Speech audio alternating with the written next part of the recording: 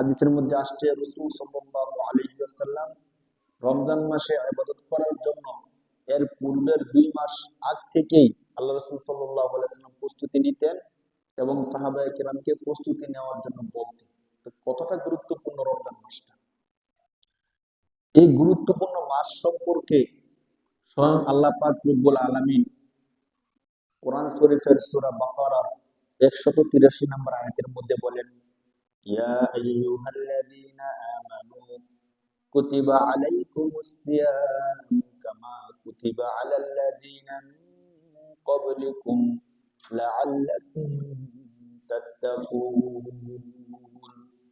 কোরআন শরীফের সূরাতুল বাকারার 183 নম্বর আয়াতের মধ্যে আল্লাহ বলেন, ইয়া আইয়ুহাল্লাযীনা আমানু, যারা আল্লাহকে বিশ্বাস করে তাদেরকে সম্বোধন করে মহান রব বলতেছেন, যারা আমার উপর ঈমান এনেছো, ইয়া আইয়ুহাল্লাযীনা আমানু, হে ঈমানদারগণ, কুতিবা আলাইকুমুস সিয়াম, কুতিবা মুফাসসিরিনে কেরামগণ বলেন কুতিবা ইফরিজা, তোমাদের উপর ফরজ করা হয়েছে, আলাইকুম তোমাদের উপর, আসিয়াম রোজা। কিভাবে?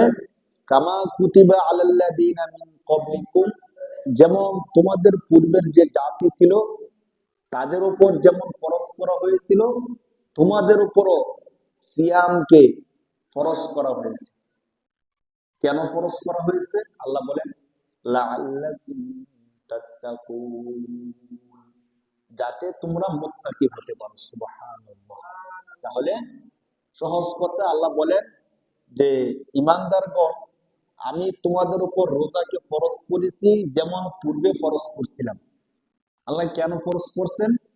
যেন তোমরা মুত্তাকি হতে পারো। মুত্তাকি হলে কি লাভ হবে?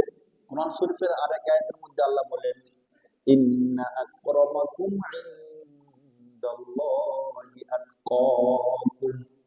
পৃথিবীর মধ্যে নানা শ্রেণীর মানুষ আছে, এই সব মানুষের মধ্যে আল্লাহর কাছে সবচেয়ে প্রিয়, সবচেয়ে সম্মানিত কে? আল্লাহ নিজে বলতেছেন, তোমাদের মধ্যে যে সবচেয়ে বেশি মুত্তাকি, আমি আল্লাহর কাছে সে সবচেয়ে বেশি সম্মানিত। সুবহানাল্লাহ।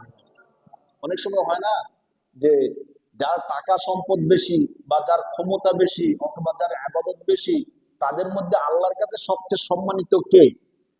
একটা হলো যে কোন মানুষ বলে দিল, আল্লাহ বলতেছে মানুষ বলার দরকার নাই, আমি আল্লাহই বলতেছি আমার কাছে সবচেয়ে বেশি মুত্তাকি বা সম্মানিত কে? যে তোমাদের মধ্যে সবচেয়ে বেশি মুত্তাকি, সে হলো আমার কাছে সবচেয়ে বেশি সম্মানিত। তো আল্লাহর কাছে যদি কেউ সবচেয়ে বেশি সম্মানিত হয়, তার দুনিয়া আখিরাতে আর কোনো ভয় আছে? না, আর কোনো ভয় নেই।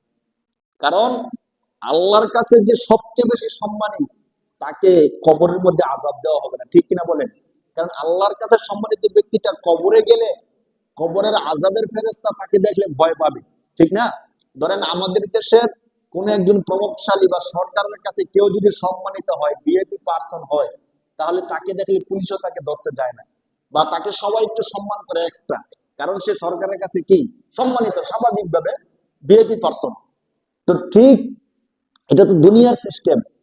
আল্লাহর কাছে যে সম্মানিত, অবশ্যই সে ফেরেশতাদের কাছেও কি সম্মানিত। আল্লাহর সমস্ত সৃষ্টির মধ্যে, সৃষ্টিতে সে সবচেয়ে বেশি সম্মানিত, যার কারণে আল্লাহর কাছে সম্মানিত হওয়ার কারণে কবরে যাওয়ার পরে তাকে কবরে আযাব দেওয়া হবে না, আরো সম্মান দেওয়া হবে। যখন হাসরের ময়দানে উঠানো হবে, হাসরের ময়দান সম্পর্কে আমরা বলি যে যদি ভয়াবহ বা ভয়ানক, সবচেয়ে বেশি ভয়াবহ কোনো কিছু থাকে, সেটা হলো হাসরের ময়দান।